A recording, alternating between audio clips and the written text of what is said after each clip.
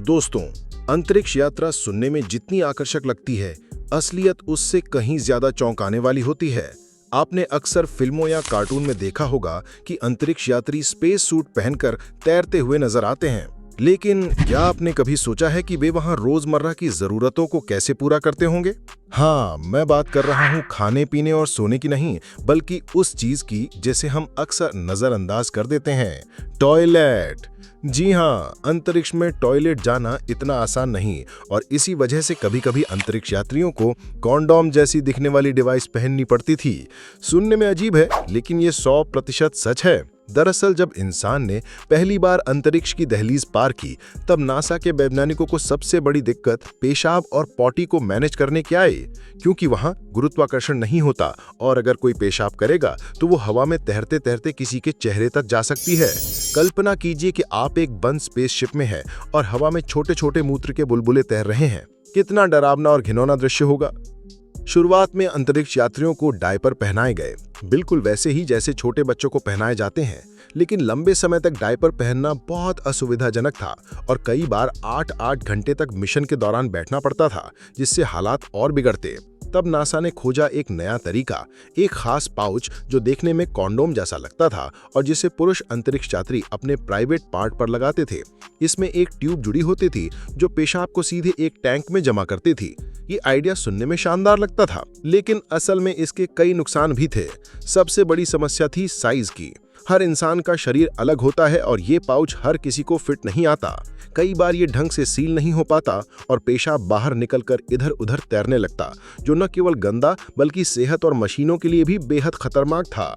NASA ने इस device को 3 साइज में बनाया, छोटा, मीडियम और बड़ा। लेकिन यहाँ एक मजेदार मोड़ आया।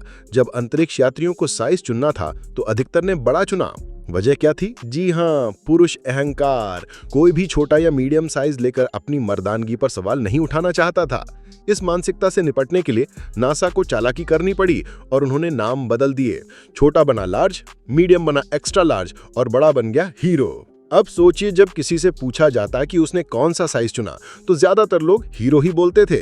लेकिन असली दिक्कत ये थी कि बड़ा साइज सभी को फिट नहीं आता और फिर लीक की समस्या बनी रहती है। यही कारण है कि धीरे धीरे नासा को इस पुराने सिस्टम को अलविदा कहना पड़ा। लेकिन अब सवाल उठता है कि महिलाएं क्या करती थीं? शुरुआती दौर में महिला अंतरिक्ष यात्री डायपर पहनने को मजबूर थीं।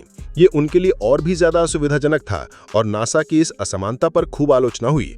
बाद में लंबे रिसर्च और विकास के बाद नासा ने एक नया और बेहद एडवांस सिस्टम तैयार किया, जिसका नाम रखा गया यूनिवर्सल वेस्ट मैनेजमेंट सिस्टम, यानी WMS। इसने स्पेस टॉयलेट की दुनिया में क्रांति ला दी। करीब $23 मिलियन यानी लगभग 19 अरब रुपए की लागत से बना ये सिस्टम इतना परफेक्ट है कि इसमें पेशाब और पॉटी दोनों अलग अलग टैंक्स में इकट्ठे होते हैं। इसमें खास वैक्यूम टेक्नोलॉजी लगाई गई है, जिससे कोई भी तरल बूंद हवा में तैर नहीं पाती। इसमें पुरुषों और महिलाओं दोनों के लिए अलग अलग एडजस्टमेंट दिए गए हैं, महिलाओं के लिए विशेष फनल और पुरुषों के लिए ट्यूब। इसकी सबसे कमाल की बात यह है कि पेशाब को इसमें रिसाइकल करके पीने लायक साफ पानी में बदल दिया जाता है, लगभग 95% तक। यानी अंतरिक्ष यात्री वही पानी दोबारा पीते हैं जो उन्होंने कुछ घंटों पहले अपने शरीर से बाहर निकाला था। ये सुनने में घिनौना जरूर लगता है, लेकिन तकनीक इतनी कमाल की है कि बाहर से कोई फर्क पता नहीं चलता। और जहां तक पॉटी का सवाल है, तो उसे एक कंटेनर में जमा किया जाता है और फिर कार्गो शिप में भरकर धरती के वायुमंडल में भेज दिया जाता है, जहां वो जलकर राख हो जाता है। आज के समय में इंटरनेशनल स्पेस स्टेशन और स्पेसएक्स का ड्रैगन यान इसी हाईटेक WMS का इस्तेमाल करते हैं।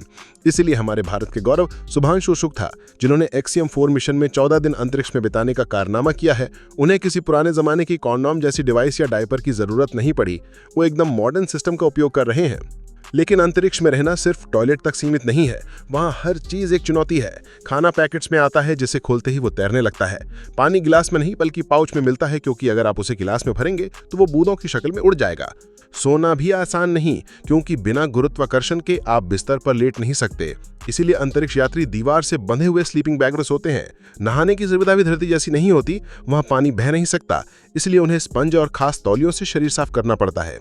इन तमाम मुश्किलों के बावजूद अंतरिक्ष यात्री कभी हार नहीं मानते, क्योंकि उनका मिशन बेहद खास होता है। वो वैज्ञानिकों के लिए नए प्रयोग करते हैं, ग्रहों की खोज में जुटे रहते हैं और मानव सभ्यता को आगे ले जाने की कोशिश करते हैं।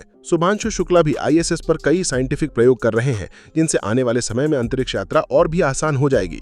ये कहानी सिर्फ कॉन्डोम जैसी डिवाइस या हाईटेक टॉयलेट की नहीं है, बल्कि इंसान की उस जिद की कहानी है जिसने उसे धरती से निकलकर तारों के बीच पहुंचाया। नासा ने समय समय पर अपनी गलतियों से सीखा और ऐसे सिस्टम बनाए जो पुरुषों और महिलाओं दोनों के लिए समान रूप से कारगर हों। आज WNS इसका सबसे बड़ा उदाहरण है।